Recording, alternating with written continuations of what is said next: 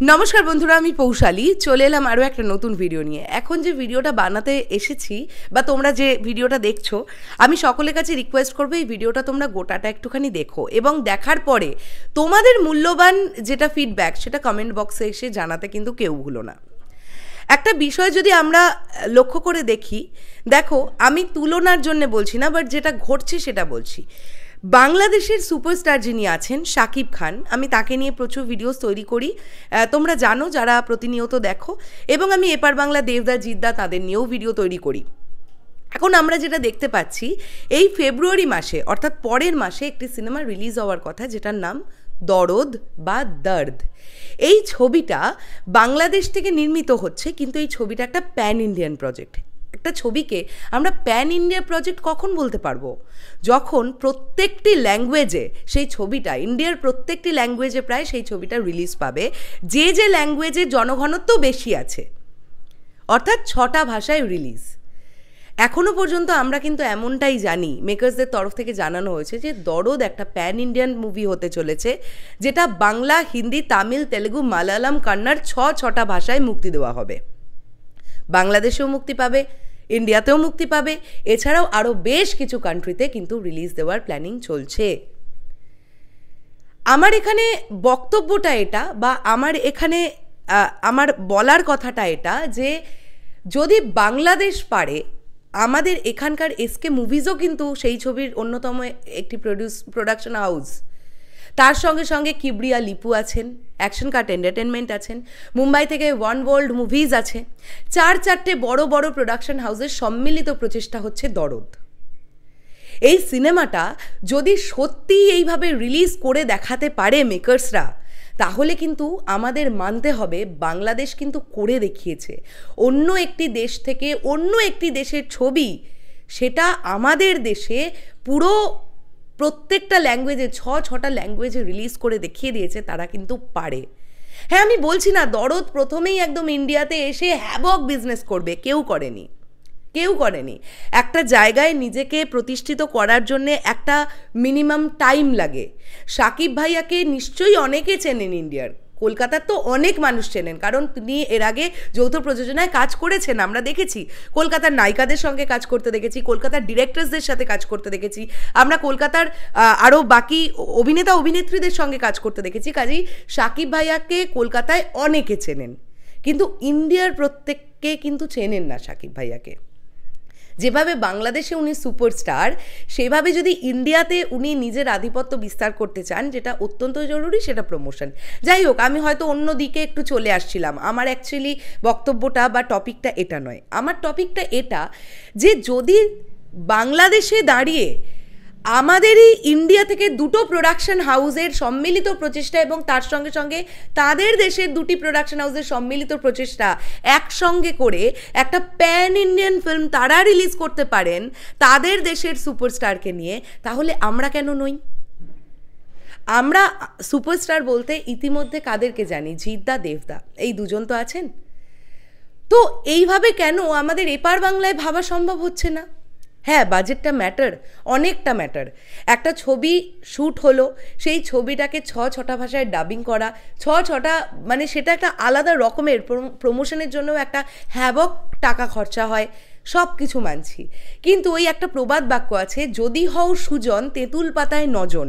এটা আমাদের টলিউড ইন্ডাস্ট্রির ক্ষেত্রে কেন হচ্ছে না?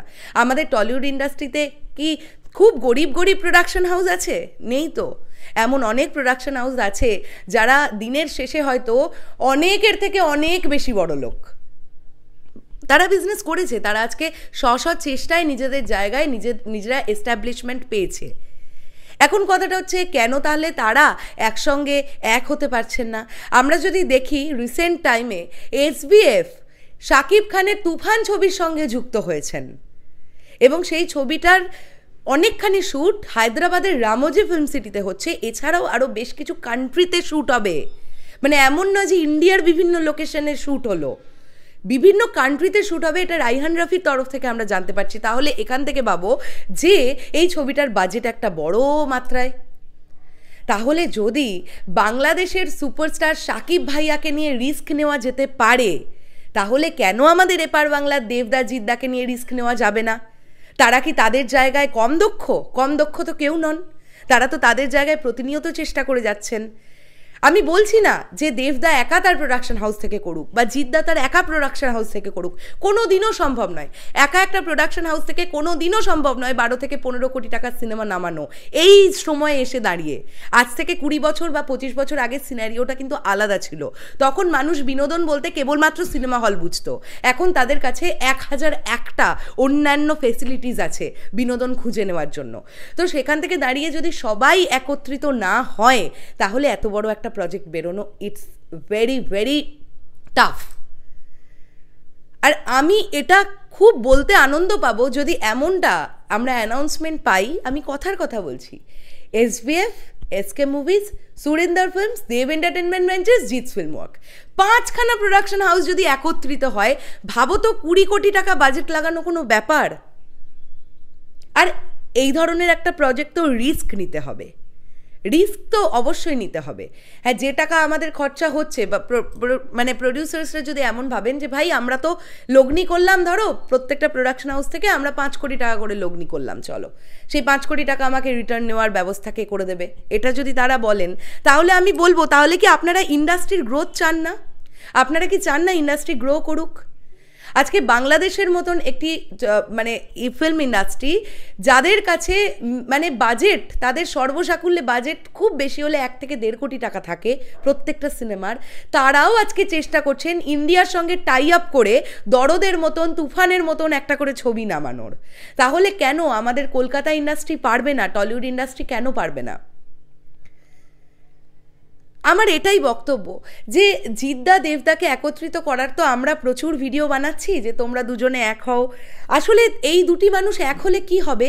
এই যে ফ্যান ওয়ারটা চলতে থাকে, একজন অন্যজন সুপারস্টারকে মানে একজনের ফ্যান অন্যজন সুপারস্টারকে নিচে নামানোর জন্য যা ইচ্ছে করে, আবার উল্টো দিকেও সেম জিনিসটা আমরা করতে দেখি। তো এই দুটো ফ্যান বেস না এক হয়ে যাবে, আর এই এক হওয়াটা ইতিমধ্যে দাঁড়িয়ে ভীষণ জরুরি, এটা আমার মনে হয়। তো এরকম একটা চিন্তা ভাবনা কি নেওয়া যাচ্ছে না? যাই হোক, আমার এটাই বক্তব্য ছিল। আপনাদের কি বক্তব্য এটা শুনে অবশ্যই কমেন্ট করে জানাতে পারবেন।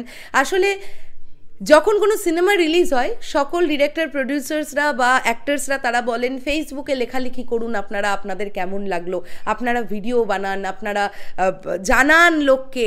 তো যদি আমরা রিভিউ শেয়ার করতে পারি লিখে বা ভিডিও করে, তাহলে এই ধরনের কন্টেন্টগুলোও আমরা শেয়ার করতে পারি। যদি আর 5টা লোক জানে, তারা যদি একটু লেখালেখি করে, মানে আপনারা যদি একটু সোশ্যাল মিডিয়ায় লেখালেখি করেন যে আমাদের কলকাতার প্রোডাকশন হাউসগুলো অন্তত 2-3টে প্রোডাকশন হাউস, বড় বড় প্রোডাকশন হাউস এক হয়ে একটা বড় কিছু ভাবুক, যে বড় কিছুটা হয়তো আমাদের কলকাতা ইন্ডাস্ট্রির আগে দেখেইনি। যাই হোক, শেষ করলাম ভিডিওটা। দেখা হচ্ছে আবার খুব শিগগিরই নতুন কোনো ভিডিও নিয়ে। তাহলে এখনের জন্যে টাটা।